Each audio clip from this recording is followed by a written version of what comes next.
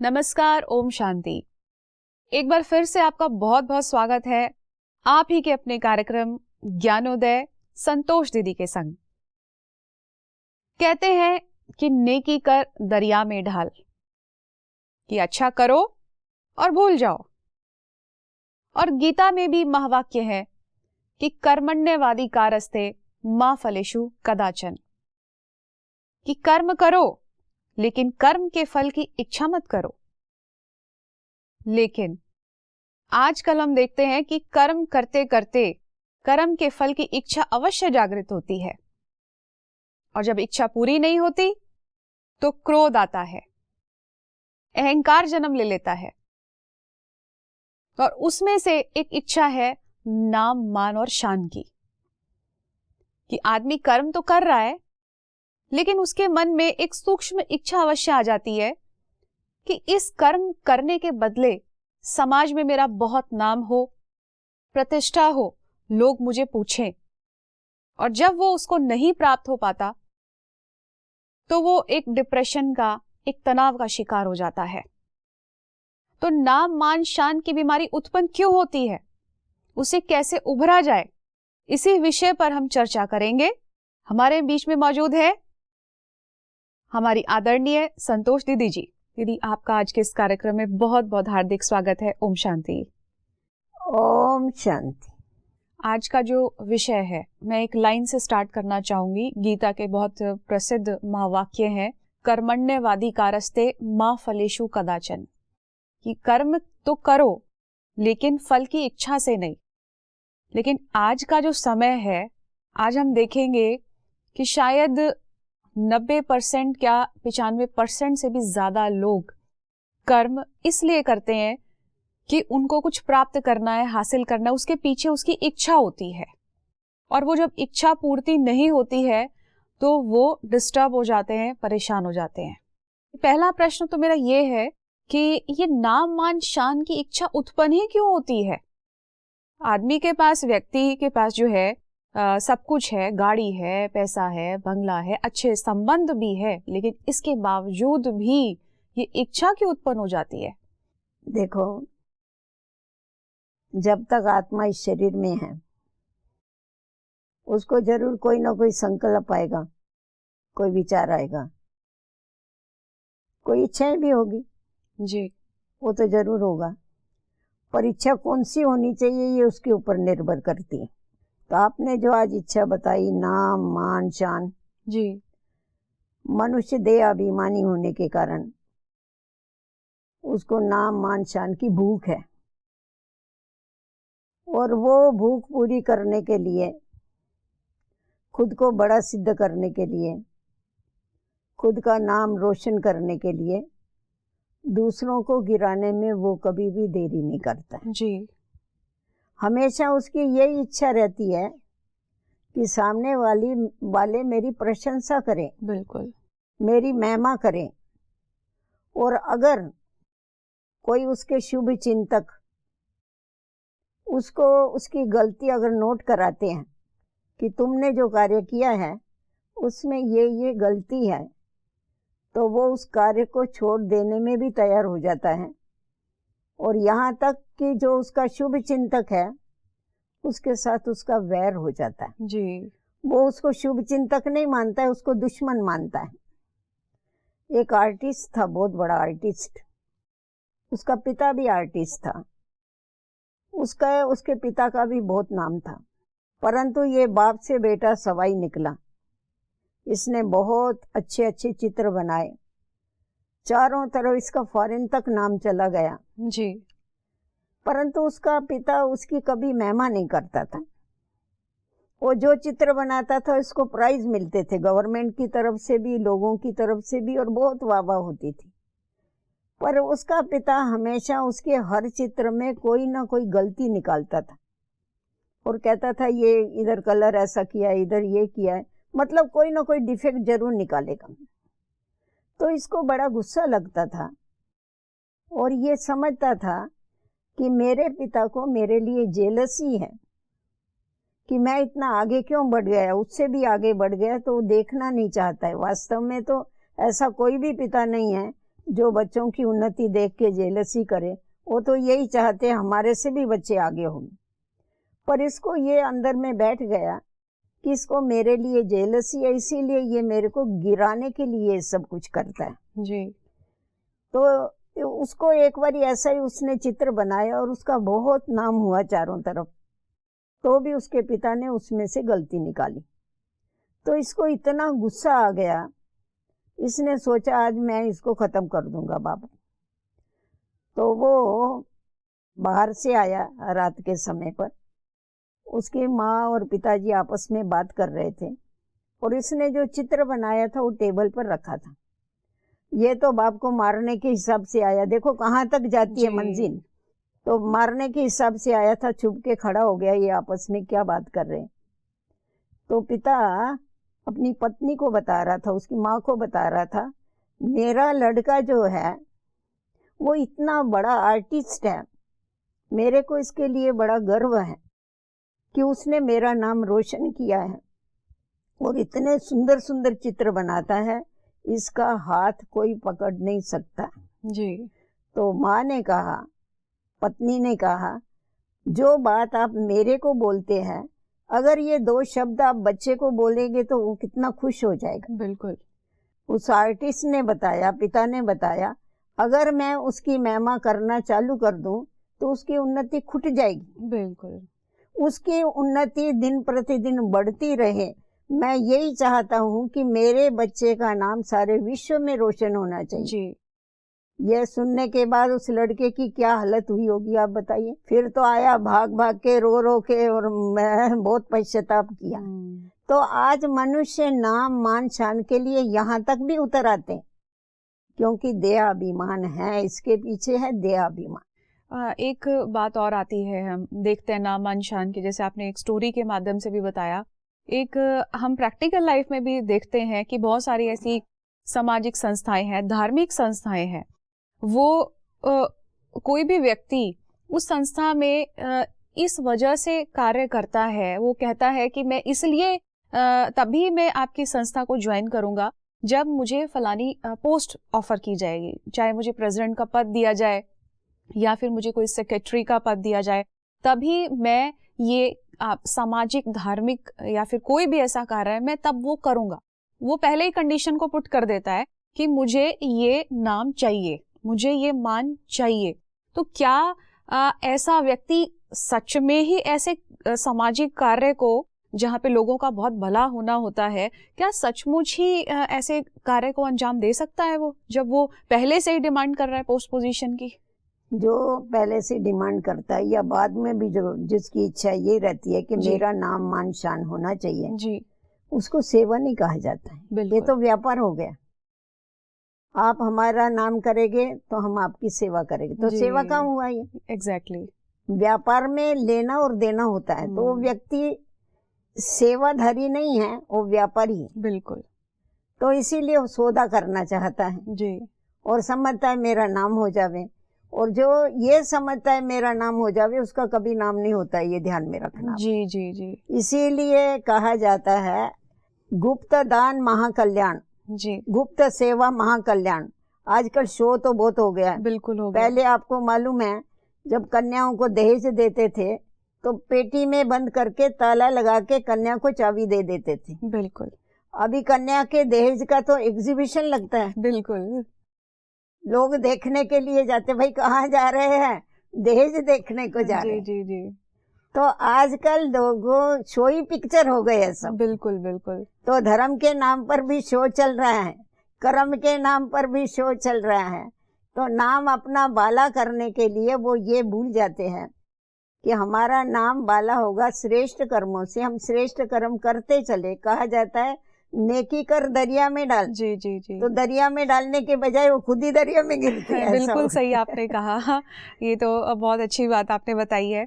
एक चीज इसमें और भी आती है, जब व्यक्ति करता है, कार्य को करता है, वो सोचता है कि एक धर्म का कार्य करना चाहिए, दान पुण्य का कार्य करना चाहिए, लेकिन इसमें एक बात यह आती है, जैसे आपने बताया कि वो सच्ची सेवा नहीं कर रहा, वो व्यापार कर रहा है, और एक तरफ उसको दान पुण्य का हम लेबल दे देते हैं। क्या सच में हमारा इसमें पुण्य जमा होता भी है? नहीं, नहीं होता है। दान करने की भी विधि है जी दान करने की जो विधि है, एक तो गुप्त दान होना चाहिए जी। दूसरा तुरंत दान महाकल्याण है। कोई कोई क्या करते हैं, अपने पैकेट में से पैसे निकालेगी फिर रखेगी, सोचेगी, समझा, जी इसको भी दान नहीं माना जाता है। तीसरा, दान करना है तो पात्र को देख के दान करना है, बिल्कुल। वो यथार्थ दान होता है। तो ये दान के नियम है, तो ये जो नियमों पर चल के दान करता है उसको उसका पुण्य मिलता है। जी बाकी जो शो के लिए, नाम के लिए करते हैं, उसका कोई खाता नहीं बनता है। उसको नाम मिल गया ना, उसका रिटर्न तो यहाँ ही ले लिया उसने। जी जी जी जी। तो जब रिटर्न मिल गया तो आगे के लिए तो उसको कुछ मिलने वाला नहीं। मतलब उसने न्यूट्रलाइज कर दिया हर चीज को, यहाँ ही खलास कर दिया, बैलेंस जीरो हो गया उसका, जीरो हो गया। तो हर एक मनुष्य अपना नाम बाला करना चाहता है, दूसरे को गिराना चाहता है। जी। आज आप देखेंगे कारखाने वाले भी क्या करेंगे, वो जो वर्कर्स होंगे उनकी निंदा करेंगे, ये काम नहीं करते हैं, इनके अंदर ईमानदारी नहीं है। और वर्कर्स बोलेंगे हमारा सेठ देखो कितना कंजूस है, हमारा ध्यान नहीं रखता है। हाँ, आज पॉलिटिक्स में भी आप देखो तो क्या है, यही चलता है ना। जो अपोजिशन पार्टी है वो जो सत्ता पर है उनकी निंदा करता है, सत्ता वाले अपोजिशन पार्टी की निंदा करते हैं। निंदा करते करते ही वो अपना काम कुछ नहीं करते, एक दो की निंदा ही करते रहते, कटाक्षी करते रहते। तो धार्मिक वृत्ति में भी यही करना चालू कर दिया है, एक दो की निंदा करते हैं। नहीं तो अरे हम सब ईश्वर को मिलने के लिए कर रहे हैं, तो एक दो को सहयोग दे के चलते चलो, वो नहीं है आज मनुष्य में, क्योंकि तमो प्रधानी बुद्धि हो गई है, ये बात है। हाँ दीदी, एक बात और ये आती है कि लोग अपने दिल से, समर्पण भाव से सेवा करेंगे, लोगों का बहुत भला भी करेंगे, लेकिन जब उसकी तारीफ करने की बात आएगी तो उसका यदि नाम नहीं लिया तो उसको अंदर ही अंदर बहुत चुभता है कि मैंने इतना सब कुछ किया, मैंने अपना तन मन धन सब कुछ लगा दिया, लेकिन फिर भी मेरा कहीं पर भी नाम नहीं लिया गया। ऐसे में व्यक्ति को बड़ा फील होता है, वो हर्ट हो जाता है और वो ये सोचने लग जाता है कि मुझे आगे से ये सेवा करनी ही नहीं है, ये कार्य मुझे करना ही नहीं है। ऐसे में इस भावना से वो व्यक्ति अपने आप को मुक्त कैसे कर सकता है? देखो, ये स्वार्थ के कारण होता है जी, इसको स्वार्थ कहा जाता है। स्वार्थ के लिए, नाम के लिए ये सब कुछ करते हैं, परंतु वास्तव में देखा जाए तो आज किसी को भी कोई भी नाम मिला है, शान मिली है, पोस्ट मिली है, पोजीशन मिली है, आज सिर्फ हमारे कारण हमको मिली ऐसा नहीं है, हमारे पीछे बहुत सारे लोग होते हैं जो हमको आगे बढ़ाते। बिल्कुल। तो ऐसे जो नाम मान शान के भूखे होते हैं ना, वो कभी उनको जिन्होंने वो आर्ट सिखाई, जिन्होंने कला सिखाई, जिन्होंने आगे बढ़ाया, उनका कभी खुद ही नाम नहीं लेते हैं जी। कभी कहेंगे नहीं हमको फलाने ने, आज हम दादियों का गायन करते हैं, दादियों के कारण हम हैं, दादियों को देख करके हम फॉलो करते हैं, बाप दादा को देख के फॉलो करते हैं।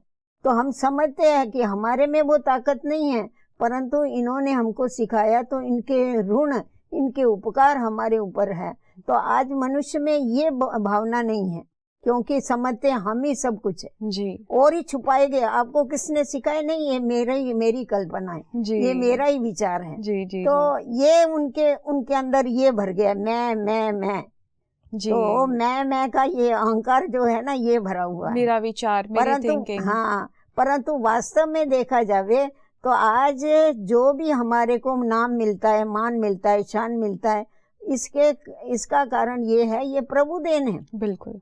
कोई आर्ट है हमारे अंदर, ये प्रभु देन है, ईश्वर के। हमारा मान नहीं होना चाहिए, मान तो उसका होना चाहिए, परंतु देह अभिमान होने के कारण भगवान भी हमको भूल गया, और हमारे को जिन्होंने सिखाया वो भी भूल गए हैं, और हमको सिर्फ मैं ही याद है और कुछ याद नहीं। कि व्यक्ति मान लीजिए किसी पद प्रतिष्ठा पर है, किसी पोजीशन पर भी है, ऐसे में व्यक्ति के मन में अहंकार की भावना जन्म ना ले, वो ये अटेंशन अपनी तरफ नहीं खिंचवाए कि मेरी ये पोस्ट पोजीशन है तो मुझे सम्मान मिलना चाहिए, मुझे रिस्पेक्ट मिलना चाहिए।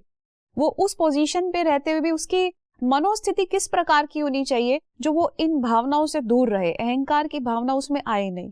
देखो, उसको तभी अहंकार की भावना नहीं आएगी जब भी वो जो भी कुछ करता है वो ईश्वर अर्पण करे जी।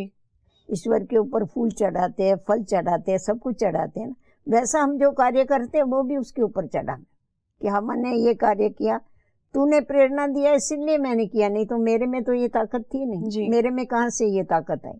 तो जब हम सदैव उसकी याद में रहते हैं और उसकी याद में रह करके हम जो भी करते हैं उसके अर्पण करते जाते हैं, इससे बहुत बड़ा फायदा होता है। जब मुझे ये याद होता है ना कि मेरे को मेरे कर्म ईश्वर अर्पण करने हैं, तो हमेशा ईश्वर के अर्पण अच्छे से अच्छी चीज की जाती है ना जी। तो अच्छे से अच्छी चीज की जाती है, वैसा इसीलिए मेरे जो कर्म होंगे वो अच्छे से अच्छे होंगे और हमारा अपने कर्मों की तरफ ध्यान रहेगा। और हमें ये भी हमेशा याद रखना चाहिए कि परमात्मा की प्रेरणा से, परमात्मा की देन से हम आगे बढ़ रहे हैं। बिल्कुल, वो हमारे को मदद करता है या समाज हमको मदद करता है, इसीलिए हम आगे बढ़ते हैं। हमारे जो बड़े हैं वो हमको मदद कर रहे हैं, इसीलिए हम आगे बढ़ रहे हैं। तो उसके लिए जो भी हमें प्राप्ति होती है उस प्राप्ति का अहंकार नहीं आना चाहिए, परंतु नम्रता आनी चाहिए। बिल्कुल। जैसा आप देखो पेड़ है, पेड़ में जब भी फल लगते हैं तो क्या होता है, वो और ही झुक जाता है और ही औरों को सुखदाई बन जाता है। तो उसी प्रकार जब हमारे को प्राप्ति हुई, फल माना प्राप्ति है ना, तो हमारे को कार्य की प्राप्ति हुई तो हमारे अंदर और ही नम्रता आ जावे कि ये देखो हमारे को कैसा समाज के कारण, ईश्वर के कारण या हमारे जो बड़े हैं उनके कारण मिला है, तो हमारे में नम्रता आने की आवश्यकता है। बिल्कुल। तो नम्रता के गुण को धारण कर लेंगे तो ये आप ही निकल जाएगा सारा। बहुत अच्छी बात आपने बताई कि जितना आदमी सफलता को प्राप्त करता है उतना ही उसको नम्रता अपने जीवन में धारण करना बहुत आवश्यक है, बहुत आवश्यक। एक बात और यहाँ पर आती है, ये तो हमने जैसे सामाजिक कार्यों से रिलेटेड बात की है, लेकिन मैं बात करूंगी अब घर की। घर में क्या होता है कि जो घर का कमाने वाला सदस्य है, पुरुष है, उसको कहीं ना कहीं अहम भावना आ जाती है कि मैं घर का बड़ा हूँ, मैं घर का कमाने वाला हूँ, तो मुझे पूछा जाए, मुझे जो है मान शान मिलना चाहिए घर के अंदर, पूरे रिश्तेदारों के अंदर। मुझे ऐसा जो है सब कुछ, मैं इतना पूरे परिवार के लिए इतना सब कुछ करता हूँ तो मुझे पूछना चाहिए। लेकिन जब वो नहीं, उसको उस तरीके का सम्मान नहीं मिलता तो वहीं से रिश्तों में कड़वाहट का दौर शुरू हो जाता है। ऐसे में घर परिवार के अंदर भी वो अपनी भावनाओं को किस तरीके से नियंत्रित करे? देखो आज परमात्मा इतना सारा कार्य करता है जी, सारी सृष्टि को चलाने वाला तो वही है। बिल्कुल। आज कोई कमाता है, पैसा लेता है, तो भी क्या कहते हैं, हमको ईश्वर ने दिया। आज अगर वो नहीं चाहे तो तुमको कुछ भी नहीं मिलेगा, ऐसा हो जाएगा फिर। बिल्कुल सत्य बात तो है। इसीलिए उसको तो ये समझना चाहिए कि हमारे को परमात्मा कृपा से हम ये सब कुछ करता है, जो भी कमाता है जो भी मेहनत करता है, तो उसका वो जितना हमारे को मिलता है, किसके लिए मैं कमा रहा हूँ, इन लोगों के लिए ही कमा रहा हूँ, घर परिवार के लिए ही कमाते हैं ना, तो ये तो मेरा फर्ज है ना। मेरे माता पिता ने मेरे ऊपर कितनी मेहनत किया वो भी तो याद करे ना जी। उसको वो याद नहीं होता है, मैं क्या करता हूँ ये याद होता है। बिल्कुल। परंतु दूसरों के उपकार भी उसको याद करने चाहिए। आज समझो एक कमाने वाला व्यक्ति है और जो घर चलाने वाली बहन है, वाइफ है उसकी, वो कोई फ्री नहीं बैठी है। बिल्कुल। वो भी कितना काम करती है। अगर वो घर को नहीं संभालेगी, बच्चों को नहीं संभालेगी तो गृहस्थी चलेगी कैसे? बिल्कुल। तो इसीलिए सिर्फ खुद को इम्पोर्टेंस देने के बजाय औरों को भी जानने की आवश्यकता है जी। सिर्फ मैं करने से कुछ नहीं होता है, मैं बड़ा। अब बड़ा बनने के लिए मरना पड़ता है, बड़ा बनने के लिए झुकना पड़ता है। कहा जाता है जितना तुम बड़ा कहेंगे उतना तुम्हारे को दुख पाना पड़ेगा जी, उतना तुमको सहन करना पड़ेगा। आज बड़ा भी बनाते हैं तो उसको पीस के दाल को तल के पीछे बनाते हैं। तो वैसा ही मेरे को बड़ा बनना है तो मेरे को ऐसा ही पीसना पड़ेगा, अर्थात मेरे को झुकना पड़ेगा। मान मांगने से नहीं मिलता है, मान देने से मिलता है। बिल्कुल। आज आप किसी को रिस्पेक्ट देंगे तो वो आपको रिस्पेक्ट देगा। अब मेरे को ये चाहिए, मेरे को मान चाहिए, मेरे को शान चाहिए, नहीं, आप देना सीख जाओ, फिर देखो आपको आप ही मिलेगा। तो उसको ये सिखाना चाहिए कि तू पहले देना तो सीख। देता नहीं है, सिर्फ मेरे को दो, कोई नहीं देगा तुम्हारे को। तुम औरों को मान दो, तुम्हारे को सब मान देगी। ऐसा होता है घर में, ये बहुत छोटी सी बातें होती हैं लेकिन बहुत बड़े रूप ले लेती हैं। जैसे अगर कोई पुरुष है, वो बाहर जाता है, वो कहता है कि मैं तो 12 घंटे की ड्यूटी करता हूँ लेकिन मुझे फिर भी समय पर भोजन नहीं मिला, मुझे फिर भी समय पर कुछ चाय नहीं पूछी, मुझे जो है पानी का गिलास तक नहीं पूछा गया। इस तरीके की छोटी छोटी भावनाएं उसके मन में इतनी ज्यादा भर जाती हैं, फिर उसको होता है कि मुझे तो कोई पूछ ही नहीं रहा। फिर वो अटेंशन खिंचवाने के लिए अपने व्यवहार में कटुता ले आता है इस तरीके का बिहेवियर करता है कि मुझे पूछा जाना चाहिए, डायरेक्टली नहीं बोलता है लेकिन इनडायरेक्टली वो बहुत कुछ करता है, ऐसे में क्या करे? देखो ऐसा है, एक व्यक्ति था, वो जो आप बोलती है ना वैसा ही था जी। वो सारा समय ऐसा समझता था, उसकी वाइफ उसको भोजन बना के देती थी, हमेशा इसमें नमक कम है, इसमें फलाना, मतलब वो कुछ ना कुछ निकालता ही था उसमें, चिड़चिड़ करने का, अशांति फैलाने का और उसको डराने का कि तुम ऐसा करेगा तो मैं सन्यास कर लूंगा, तुम ऐसा, तो उसने कहा जाके कर सन्यास जी। तो उसने वो सारा छोड़ दिया, घर बार छोड़ा, कपड़े डाले उसमें थैली में और चला गया सन्यासी के पास। गया और गुरुजी को जाके बोला मैं तो सन्यास करके आ गया, घर छोड़ करके आ गया, मैं अभी यहाँ सेवा करूंगा। तो सन्यासी ने कहा, गुरुजी ने कहा बहुत अच्छा है, महात्मा ने कहा ठीक है, यहाँ हमारी कुटिया में इधर जंगल में झाड़ू लगाने वाला कोई नहीं है, सारा झाड़ू लगा दे। तो झाड़ू वाड़ू लगाया उसने, 12 बज गया, 1 बज गया, खाने का ठिकाना नहीं, 2 बजने को आए, बोला गुरुजी मैं आपके लिए भोजन बनाऊं? गुरुजी ने कहा देखो बेटा, मेरे को तो आज उपवास है, अभी आप क्या करो, यहाँ नीम के झाड़ है, यहाँ ये दूसरे झाड़ हैं, इन सब की पत्तियां लेके जूस निकाल के पी लो, हम ऐसा ही चलाते हैं जी। वो बेचारा वहां से जो उठा और भागा पीछे, गुरुजी का मुंह भी नहीं देखा उसने, तभी उसको मालूम पड़ा, समझ में आ गया समझ में आ गया। तो ऐसे लोगों को ऐसी समझ मिलती है, बाकी नहीं समझते वो लोग, कितना भी समझाएंगे तो। तभी उसको मालूम पड़ा घर क्या होता है, औरत क्या होती है और कैसा वहां पर हमको चलाते हैं। जी बिल्कुल, कई चीजें बोलकर नहीं सिखाई जाती हैं, वक्त जरूर सिखाता है, सिखाई जाती। तो हमें कर्म करते हुए किन किन बातों का ध्यान रखना चाहिए, क्या हमारे मन में किस तरीके की भावना होनी चाहिए कि इस तरीके के भाव पर हम अंकुश लगा सके, वो मन में आए नहीं, और अगर आए भी तो उसको किस तरीके से हम स्टॉप करें? देखो ऐसा है, कर्म करो पर फल की इच्छा नहीं रखो तो ठीक है जी, पर ये कर्म क्षेत्र है जी। ये हमेशा बुद्धि में रखना चाहिए, ये कर्म क्षेत्र है, आप जैसा कर्म करेंगे वैसा आपको फल जरूर मिलने वाला है। आज गेहूं लगाएंगे तो आपको चावल नहीं मिलेगा, बिल्कुल वैसे ये कर्मों की खेती है, हम अच्छा कर्म करते हैं तो उसका रिएक्शन अच्छा होता है, खराब कर्म करते हैं तो उसका रिएक्शन खराब होता है। तो इसीलिए मुझे हमेशा ये ध्यान रखना है कि मुझे श्रेष्ठ कर्म करने हैं, मेरे को सुखदायी कर्म करने हैं, मेरे को ऊंचे कर्म करने हैं, मेरे को एक आदर्श बन के चलना। तो जब मेरे ऊपर ध्यान है, क्योंकि मेरे को मालूम है मैं जैसा करूंगा वैसा मेरे को सामने से आने वाला है, तो फल की इच्छा नहीं रखते हैं परंतु अपने कर्मों को श्रेष्ठ बनाते हैं, तो हमारे को श्रेष्ठता सामने से स्वतः ही मिलती है जी। हम दूसरों को प्यार देते हैं तो हमको प्यार मिलता है, अगर हम दूसरों को प्यार नहीं देते तो हमको प्यार भी नहीं मिलता है। तो परमात्मा पिता यही कहता है कि तुम दाता के बच्चे हो, दाता के बच्चे तुम भी दाता हो मास्टर, तुम देना सीख जाओ, अच्छा ही देना सीख जाओ। आप जितना दूसरों को अच्छा ही देंगे आपको उतनी अच्छाई स्वतः ही मिलेगी, आपको इच्छा रखने की आवश्यकता नहीं जी। तो खुद को अच्छा बना लो तो सब अच्छा ही अच्छा है, कहते हैं ना जैसी दृष्टि वैसी सृष्टि।